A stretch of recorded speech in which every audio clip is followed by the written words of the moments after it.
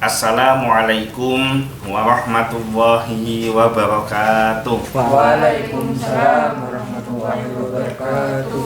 Alhamdulillah wassalatu wassalamu ala rasulillah Sayyidina Muhammad ibni Abdillah wa ala alihi wa sahbihi wa mawalah, amma ba'du.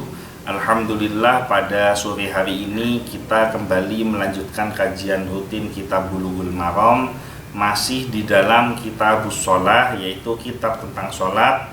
Bab yang kedua, babul adzan, bab tentang adzan. Hadis yang keberapa? 151.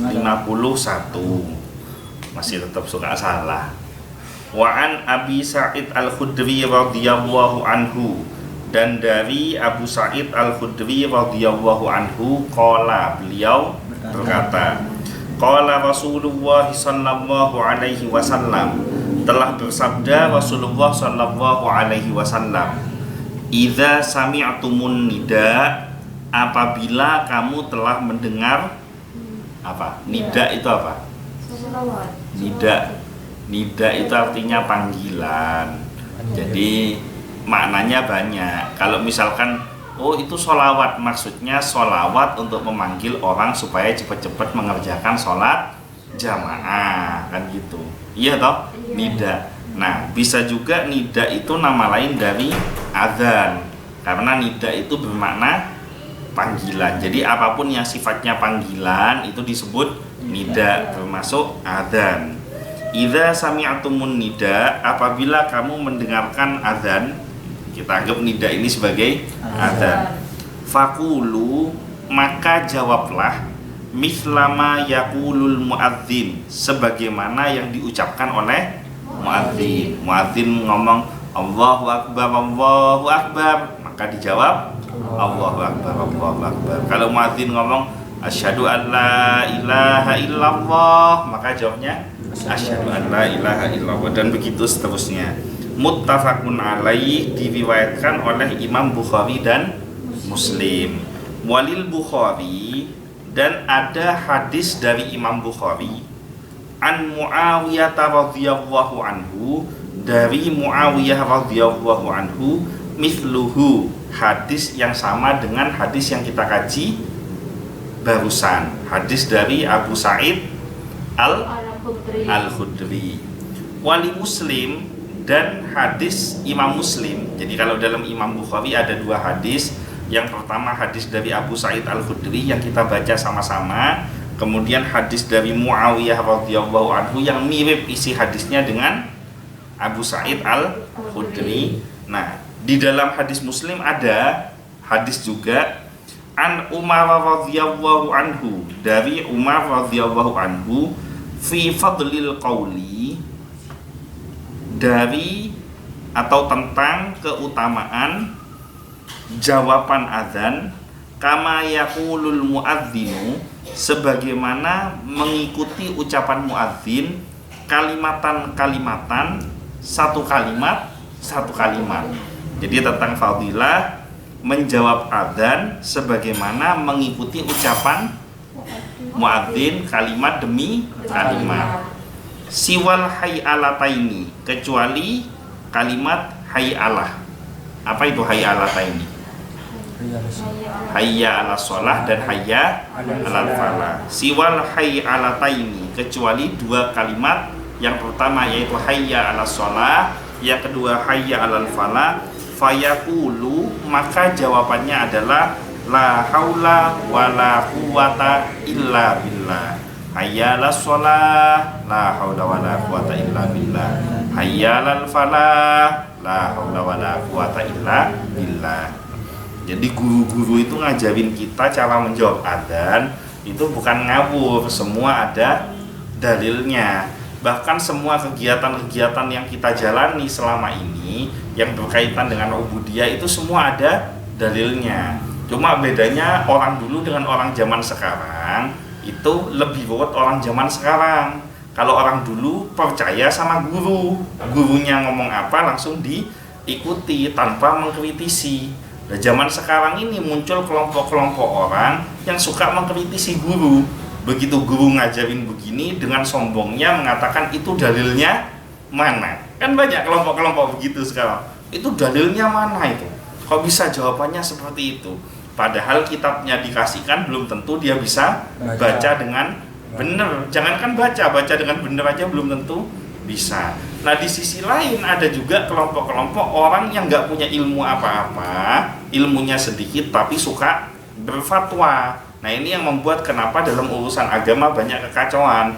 Di satu sisi ada kelompok orang yang senang berfatwa tanpa pengetahuan, tanpa dasar ilmu yang jelas. Di sisi lain ada kelompok yang sok mengkritisi seolah-olah dia yang paling ngerti dalil, sehingga setiap ada ulama, ada kiai, ada ustadz, ada habaib yang menyampaikan tentang hukum-hukum yang berkaitan dengan syariat, salah satunya hukum fikih, itu dengan bangganya menanyakan itu dalilnya mana.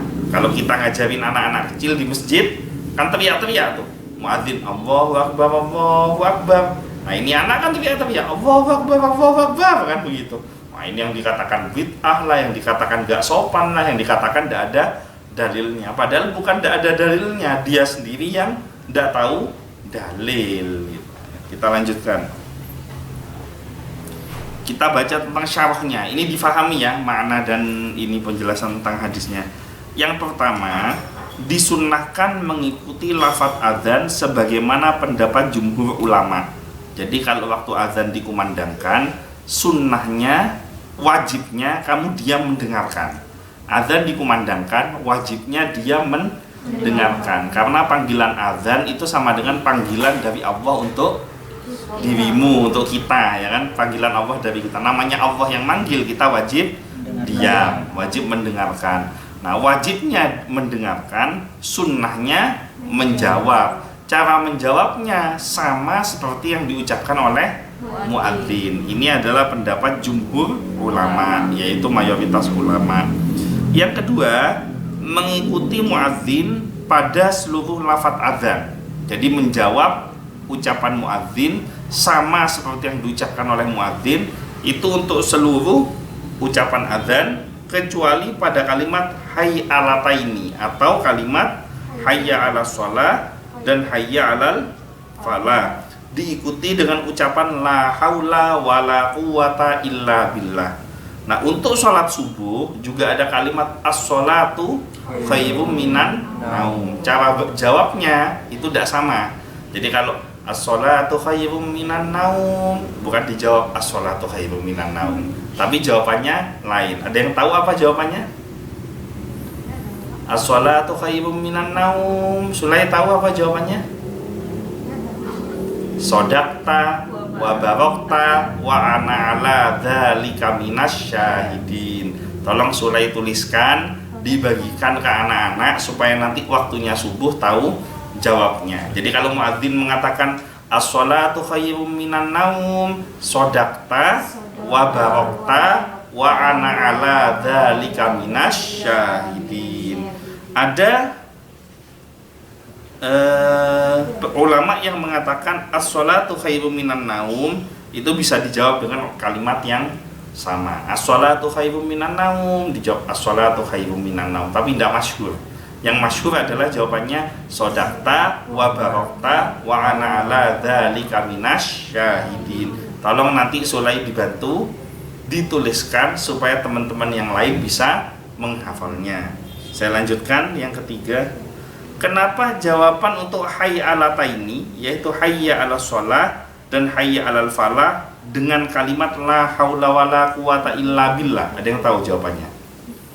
Kalau yang lain kan dijawab sama seperti yang diucapkan oleh muadzin. Tapi kenapa khusus hayya ala sholah dan hayya alal falah kok jawabannya la haula wala quwata illa billah?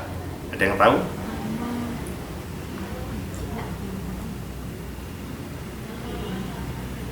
Ada yang tahu?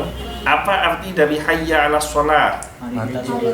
Mari kita mengerjakan sholat. Apa arti hayya alal falah? Mari kita menuju kemenangan atau mendapatkan kemenangan. Apa arti la haula wala quwata illa billah? Tiada Tuhan, tidak ada daya dan upaya kecuali tanpa pertolongan Allah. Maka ketika Allah memanggil kita untuk sholat, Allah memanggil kita untuk menuju meraih kemenangannya, maka mustahil kita bisa mengerjakan sholat tanpa pertolongan dari Allah. Bayangkan kalau misalkan kamu pingsan, sudah tidak bisa sholat, betul enggak? Atau misalkan kamu stroke, sudah tidak bisa sholat secara sempurna, kan betul toh? Atau misalkan kamu sakit gigi, saya kemarin sakit gigi, sudah tidak bisa menikmati sholat. Bohong, kalau ada orang sakit gigi itu sudah tingkatan makom wali, itu sudah. Kalau sakit gigi bisa lupa sakit giginya, khusyuk sama sholatnya. Ya ada kelompok-kelompok begitu ada, tapi sangat sedikit sekali. Umumnya orang itu kalau sakit biasanya tidak nikmat mengerjakan sholat, apalagi sakitnya sedang pada puncaknya, ya kan? Seperti Sulai kemarin sakit, pasti tidak nikmat sholatnya, betul enggak? Tidak enak, tabu, cetak pelengen, kan gitu kan? Mau sholat tidak nikmat, gitu lah. Maka ketika kita diberikan sehat seperti sekarang, kita bisa sholat itu karena pertolongan Allah. Makanya kenapa dijawab la haula wala quwata illa billah. Jadi kalau kamu ngaji itu, lafal yang kamu ucapkan kamu ngerti maksudnya. Sehingga akhirnya apa? Tauhidmu, hatimu semakin mantap, akidahmu semakin mantap, ya. Hayyalas shalah, alhamdulillah, karena pertolongan Allah saya bisa mendengar kalimat adzan. Bayangkan kalau saya dikasih tuli, dikasih kopok, budek, saya tidak mungkin dengar kalimat adzan. Karena iya kan sepele, tapi kan ini pertolongan Allah, betul enggak? Kalau Allah misalkan tiba-tiba hujan deras kayak kemarin, sak petir-petirnya, kemudian kamu termasuk yang kena sambar petir, pas hilang pendengaran kamu, gimana kamu bisa mendengar kalimat adzan, ya kan? Hayyalal falah, kamu jawab lagi la haula wala quwata illa billah. Alhamdulillah, karena pertolongan Allah lidah saya bisa ngomong la haula wala quwata illa billah. Bayangin kalau misalkan lidah saya terplecok, kecekluk, tidak bisa digerakkan, bisa jawab la haula wala quwata illa billah. Atau mungkin mangap, kebanteran, kekerasan di sini, ya kan? Waktu menguap kekerasan, keselio di pipinya, tidak bisa mingkem lagi, ya kan? Nah ini kan begitu lemahnya manusia tanpa pertolongan Allah. Jadi kalimat la haula wala quwata illa billah itu mengingatkan diri kita bahwa kita ini adalah manusia yang lemah tanpa ada pertolongan Allah. Bahkan untuk urusan ibadah pun tanpa ada pertolongan dari Allah mustahil kita bisa mengerjakan ibadah dengan baik. Orang kita sehat aja belum tentu menikmati sholat, apalagi yang sakit, kan begitu. Makanya kita kan kalau dalam sholat mohonnya apa? Warzuqni wahdini sebelum wa'fu'anni wahdini wa'afini. Apa arti wa'afini? Mohon kesehatan, minta kepada Allah supaya dikasih kesehatan, karena sehat itu nikmat yang tidak terkira. Karena sehat kamu bisa nikmat sholat, karena sehat kamu bisa nikmat melangkahkan kaki dari rumah ke tempat kerja. Kalau sudah tidak sehat, kerja pun ekoniin mulai ngasulai beri karena tidak sehat, kan gitu. Ya mudah-mudahan kita semua terus diberikan kesehatan oleh Allah. Iya kan, jarang-jarang sulai sering disebut. Yang keempat, mengikuti ucapan adzan tetap ada ketika melakukan tawaf keliling Ka'bah, karena adzan itu ucapan dzikir. Umpama kamu sedang tawaf di Ka'bah, ya bismillah, mudah-mudahan kan semua bisa nyampe kan la haula wala quwata illa billah, kan iya toh. Urusan ongkos ke sana kan enteng kalau menurut Allah, kan iya toh. Ya kalau buat kamu berat, tapi kalau buat Allah enteng. Berapa banyak orang melarat bisa berangkat ke Mekah, berapa banyak orang kaya ada berangkat sampai mati, kan gitu toh. Itu semua kuasa Allah gitu. Kamu nyampe di Mekah, di Ka'bah, sedang tawaf.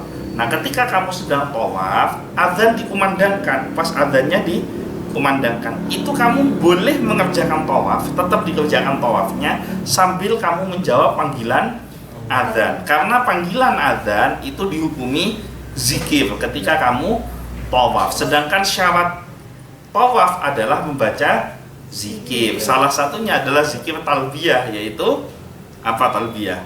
Labbaik Allahumma labbaik. Itu bacaan talbiyah. Nanti ada babnya nyampe di sana di babul haji. Bab haji itu mungkin sekitar 1,5 sampai 2 tahun lagi mungkin kita nyampe di bab haji. Kan masih sholat ini. Ya. Saya lanjutkan. Kalau sedang sholat, ucapan muadzin tidak perlu diikuti dengan keadaan dalam sholat karena sudah sangat-sangat menyibukkan. Inna fis sholati la syughla. Sesungguhnya di dalam sholat itu adalah kesibukan yang tidak ada bandingannya. Karena dalam sholat lisanmu tidak boleh berhenti berzikir, kan harus berucap terus. Lisannya itu kan terus diucapkan lisan ini tadi. Sehingga misalkan kamu pergi ke masjid, sholat tahiyatul masjid. Ketika sholat tahiyatul masjid, muadzin mengumandangkan azan, maka azannya tidak perlu dijawab. Kalau kamu nyampe ke masjid ketika muadzinnya sedang azan, kamu tidak boleh sholat, nunggu azannya selesai baru kamu kerjakan sholat. Tapi kalau kamu sholat duluan, di tengah-tengah sholat muadzin kemudian azan, maka teruskan sholatnya tanpa perlu menjawab azan yang dikumandangkan oleh muadzin. Karena dari awal sampai salam, dari takbiratul ihram sampai salam, lisanmu sudah sibuk dengan bacaan-bacaan sholat. Dan bacaan sholat itu lebih afdol. Zikir yang paling baik adalah zikir di dalam sholat. Bacaan sholat itu adalah zikir yang paling utama, yang paling afdol. Yang keenam, tempat yang dilarang berzikir. Ada tempat yang dilarang berzikir dan ada kondisi yang dilarang untuk berzikir. Tempat yang dilarang untuk berzikir itu adalah kamar mandi. Sehingga kamu di kamar mandi tidak boleh menjawab azan apapun yang kamu lakukan di kamar mandi. Mau mandi, apalagi buang hajat, baik yang kecil maupun yang besaran. Itu tidak boleh dijawab, ya. Jadi cukup didengarkan karena tidak boleh mengucapkan kalimat Allah di dalam kamar mandi. Kemudian tindakan yang tidak boleh untuk menjawab adzan yaitu pada saat hubungan intim. Jadi antara suami dan istri. Lah ini fikih harus detail gitu. Antara hubungan suami dan istri sedang berhubungan intim, tahu-tahu adzan dikumandangkan. Misalkan habis sholat tahajud ada tek subuh ganggu misalkan, ya kan? Nunggu subuh lama ini ganggu, ya kan? Nah akhirnya hubungan suami istri. Nah ketika tengah-tengah hubungan suami istri, azan dikumandangkan pada waktu subuh. Itu tidak perlu ketika sedang bekerja ikut menjawab azan, kan? Sedang bekerja Allahu Akbar, tidak boleh gitu. Jadi sudah biarkan segera tuntaskan hajatnya, cepat-cepat mandi, cepat-cepat sholat, itu tidak perlu ikut menjawab ucapan azan. Termasuk adab walaupun belum menikah ini ya. Saya kasih tahu yang belum menikah, yang sudah menikah juga saya kasih tahu. Orang kalau mau berhubungan jima suami dan istri itu ada adab untuk membaca doa, ya kan? Nah doa itu dibaca yang paling betul afdolnya adalah ketika kondisi pakaian masih lengkap dan mau melakukan hubungan intim. Allahumma jannibna wa jannibis syaitan. Kok tahu semua ini anak-anak ini? Allahumma jannibna wa jannibis syaitan. Itu waktu pakaian lengkap, bukan sudah dibuka semua, sudah tidak pakai baju sama sekali baru Allahumma jannibna wa jannibis syaitan. Itu kamu tidak sopan. Masa kamu baca doa dengan posisi tidak menggunakan baju pakaian? Kamu bayangkan kalau misalkan kamu minta bantuan ke Pak Bupati dalam posisi tidak pakai pakaian. Doa itu kan minta bantuan toh? Atau kamu minta doa sama kiai dalam posisi kamu telanjang, abengkang, kan? Tidak sopan. Jadi doalah ketika dalam kondisi masih lengkap. Zuhdi memejamkan mata sambil menghayati. Menghayati doanya. Kamu membayangkan. Saya lanjutkan. Muadzin yang ketujuh ya. Muadzin tidak mengikuti ucapan azan untuk dirinya sendiri. Jadi muadzin tidak perlu menjawab azan, kan tidak lucu. Allahu Akbar, Allahu Akbar, Allahu Akbar. Jadi tidak perlu ya. muadzin tidak usah menjawab. Yang kedelapan, bagaimana kalau ucapan azan yang didengar dari beberapa tempat? Kan bisa aja kan? Ya, Ustaz. Sana masjid, sana surau, sana musola, ya kan? Sana lager, kan itu tau? Azan di mana-mana berkumandang. Kan kita kan sering mendengar kalimat azan berulang-ulang dari berbagai tempat. Jawabannya, semua azan yang didengar itu diikuti atau dijawab, maka itu lebih baik. Jadi setiap azan yang kamu dengar kamu jawab itu lebih baik. Nah, tapi kamu harus ingat bahwa menjawab adzan hukumnya sunnah bukan wajib. Yang wajib adalah mendengar adzan. Maka ketika adzan dikumandangkan, afdolnya, bagusnya, bukan afdolnya, lebih baiknya kamu bisa jawab semuanya satu-satu. Tapi kamu jawab satu saja sudah memenuhi hukum sunnah. Sunnah muakkadmu itu sudah terpenuhi karena jawab adzan itu sunnah muakkad. Jadi kamu jawab yang pertama kamu dengar, atau ada yang mengatakan azan yang pertama kamu dengar. Ada pendapat ulama yang mengatakan azan yang paling pertama kamu azan yang paling dekat lokasinya. Jadi pendapat yang pertama mengatakan azan yang pertama didengar. Pendapat ulama yang kedua adalah azan dari lokasi yang paling dekat. Misalkan di sini surau, langgar paling dekat. Sementara masjid paling jauh, tapi masjid kan speakernya lebih besar. Maka yang paling afdol untuk dijawab adalah yang paling dekat. Tapi ada juga yang mengatakan walaupun yang paling dekat, kalau yang dekat ada azan-azan, kan kadang yang surau-surau itu kan kadang tidak mengikuti waktu yang tepat kan. Kadang dia telat setengah jam, telat 1 jam gitu loh. Maka afdolnya mengikuti yang paling pertama, paling awal. Nah, yang paling masyhur kebanyakan orang mengikuti yang paling awal gitu. Tapi kalau para santri di pondok biasanya mengikuti yang paling dekat, bukan yang paling belakang. Jadi lokasinya sendiri. Saya lanjutkan ya. Kalau misalkan semua tidak dijawab, tidak apa-apa, tidak salah. Karena sunnah. Nah, pertanyaannya sekarang, apakah semua panggilan adzan harus didengarkan? Jawabannya tidak. Kamu mendengarkan kumandang adzan yang pertama. Selesai, kemudian kamu sholat. Nah, pada waktu kamu sholat, surau atau langgar yang satunya mengumandangkan adzan. Maka kamu tidak perlu berhenti dari sholatnya dengerin adzan. Lanjutin aja sholatmu. Tapi kalau kamu sedang tidak sholat, maka bagusnya didengarkan setiap panggilan adzan. Oke, saya lanjutkan ya.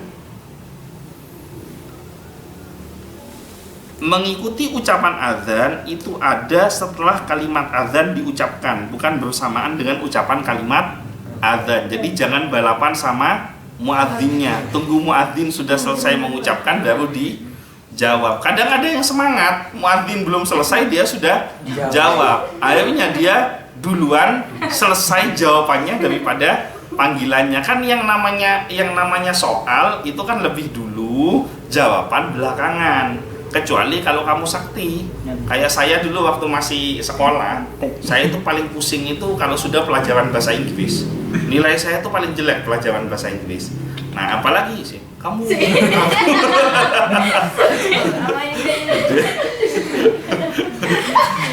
ngeledek atau gimana ini? Nilai saya itu paling jelek ya. Jadi salah satu dari beberapa mata pelajaran bahasa Inggris saya paling jelek. Nah, itu karena saya sudah tahu, walaupun soalnya nyampe, saya sudah tahu nggak akan bisa jawab. Jadi soal belum nyampe, jawaban sudah selesai saya. Apalagi kalau jawaban pilihan langsung aja C, A, B, D, C, langsung gitu aja. Dan alhamdulillah anehnya saya tidak pernah 0 nilainya. Malah kadang-kadang kalau beruntung bisa 6 sampai itu. Kalau ngitung kancing sih saya enggak, karena kalau ngitung kancing mesti sama semua nanti, ya kan? A, B, C, D, E. Nanti A lagi kan? Masa A semua kan? Enggak kalau saya mengikuti feeling aja, suka ini terserah otak saya. B, C, A, D, C, A, B, C, D.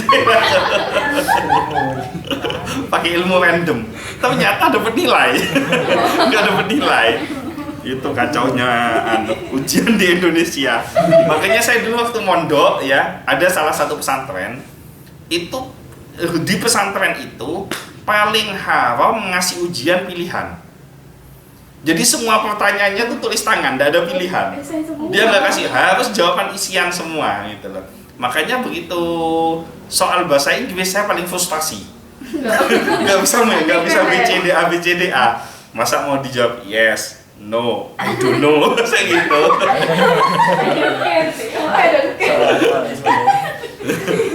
Nah, menurut saya itu pendidikan yang paling betul, ngasih soal yang isian, bukan yang kalau yang pilihan itu anak tidak ngerti juga bisa ngerjain ujiannya, tapi kalau isian itu harus yang ngerti, kalau nggak ngerti nggak akan bisa, jadi nol beneran. Tapi kalau pilihan nggak bisa jawab pun masih ada potensi dapat nilai kan gitu. Kadang-kadang memang agak aneh ujian kita itu. Indonesia. Tapi kita harus cinta dengan negara kita. Saya lanjutkan. Kalau mendengar azan mulai dari pertengahan, maka yang diikuti atau dijawab adalah sisa yang didengar. Misalkan kamu kumandang yang pertama kamu nggak dengar karena di dalam mobil, kan bisa toh? Di dalam mobil, masuk waktu sholat, kamu langsung parkir ke masjid, sehingga turun dari mobil karena mungkin di mobil ada musik atau apa, turun dari mobil sudah azan jalan separuh, misalkan hayya 'alas shalah, yang langsung aja dijawab la haula wala quwata illa billah. Kamu ndak usah nuntut muadzinnya untuk azan dari awal ya. Cukup sampai di tengah ya. Ini hari ini kok gembira sekali kajian ini anak-anak. Saya lanjutkan ya. Yang ke-11, mengikuti ucapan muadzin disyaratkan jika mendengar azan walaupun tidak menyaksikan muadzin. Jadi tidak perlu ngelihat muadzinnya, asal azannya berkumandang itu sudah masuk kategori sunnah untuk menjawab azan. Nah, sekarang pertanyaannya, kalau yang bunyi itu handphone gimana? Ya kan? Tetap dijawab dengan syarat dan ketentuan berlaku. Apa syarat dan ketentuannya? Azan yang bunyi di handphone itu adalah azan yang mengikuti alarm aplikasi sholat sesuai dengan waktu sholat setempat. Tapi kalau kamu jadikan ringtone, ya kan? Ada orang manggil, ada orang nelpon, Allahu Akbar, Allahu Akbar, kamu nggak jawab, ya kan? Kamu nggak jawab teleponnya, nggak diangkat, kamu ambil, kamu pegang, Allahu Akbar, Allahu Akbar. Yang nelpon marah ini nanti.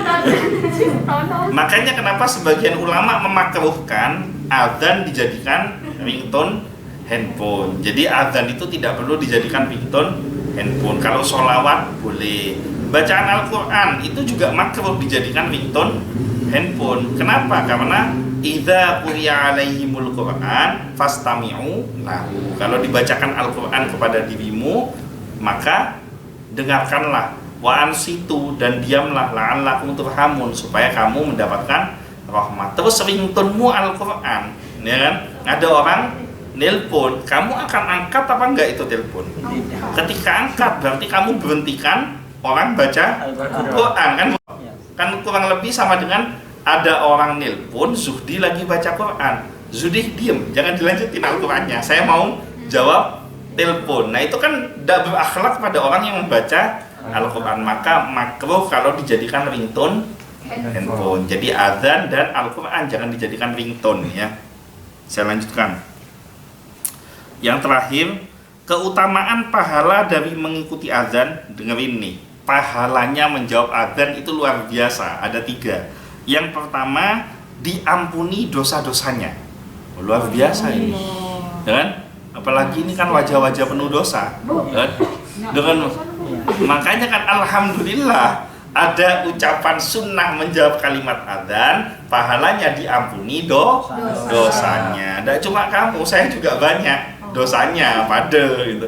Kan semua wajah-wajah penuh dosa. Barokahnya adzan ada penghapusan dosa. Kamu bayangkan baru menjawab adzan aja pahalanya sudah seperti itu. Gimana kalau kamu memenuhi panggilan adzan, yaitu mengerjakan sholat. Jadi enak jadi umatnya Nabi Muhammad itu.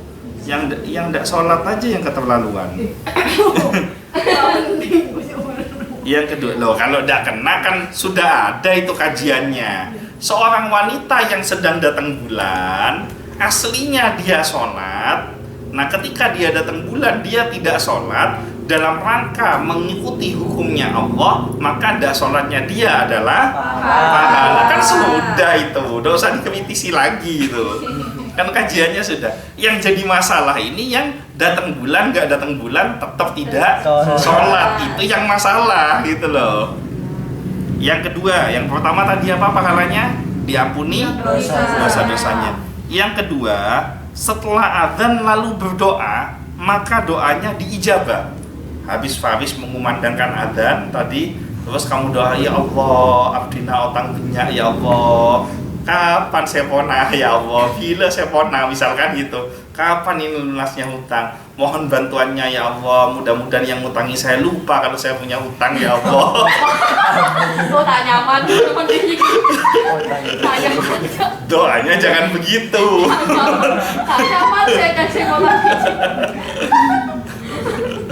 Maksudnya mohon pada Allah supaya ada jalan keluar untuk menyelesaikan hutangnya, kan begitu. Itu setiap doa yang dipanjatkan setelah adzan dikumandangkan. Siapa yang menjawab adzan ketika adzan dikumandangkan, kemudian dia doa setelah adzannya selesai, maka Allah akan mengijabahi doanya. Allah akan mengabulkan doanya. Tapi ya bukan sekali doa langsung dikabulkan. Istiqomah, setiap habis adzan kamu baca doa setelah menjawab adzan. Makanya kan ada sunnah doa adzan. Nah nanti ada hadisnya gimana doa adzan. Itu juga doa yang akan diijabah, dan isi dari doa itu maknanya sangat bagus sekali gitu.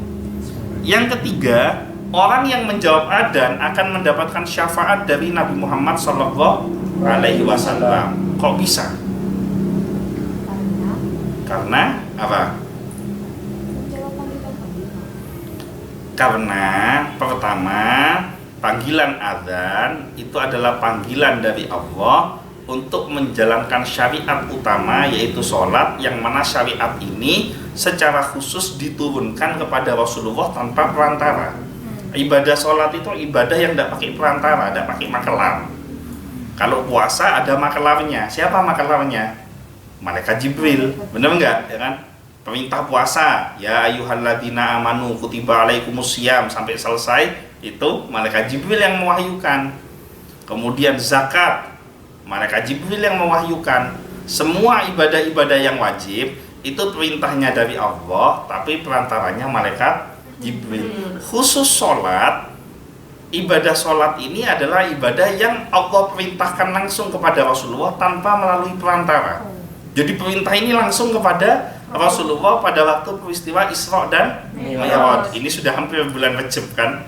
Jadi sudah hampir Isra dan Mi'raj. Sehingga mengerjakan ibadah sholat itu adalah ketika umatnya melakukan ibadah sholat, Rasulullah itu paling bangga. Kenapa? Karena itu ibadah yang paling spesial, yang semua nabi dan rasul tidak pernah mendapatkan perintah langsung dari Allah yang sifat ibadahnya khusus kecuali ibadah sholat, dan itu terjadi pada Nabi SAW. Sehingga orang yang menjaga sholatnya dengan diawali menjawab adzan itu sama dengan cinta kepada Rasulullah dan membuat Rasulullah menjadi bangga dengan apa yang kita lakukan, sehingga bangganya Rasulullah akan menjadi penyebab kita mendapatkan syafaat dari Rasulullah. Itu alasan yang paling utama. Alasan yang kedua, karena ada nama Rasulullah disebutkan di situ, di adzan, ya kan, asyhadu an la ilaha illallah wa asyhadu anna muhammadar rasulullah. Nah pada waktu kalimat asyhadu anna muhammadar rasulullah,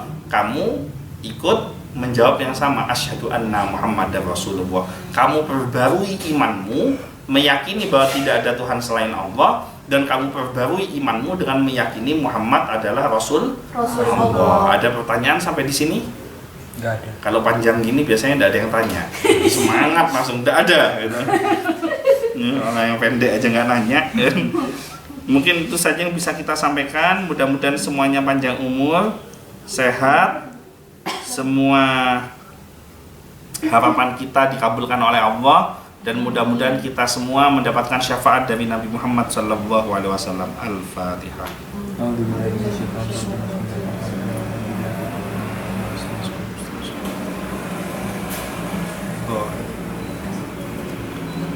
Sekian dari saya, kurang lebihnya mohon maaf. Wallahul muwaffiq ila aqwamit thoriq, wabillahi taufiq wal hidayah.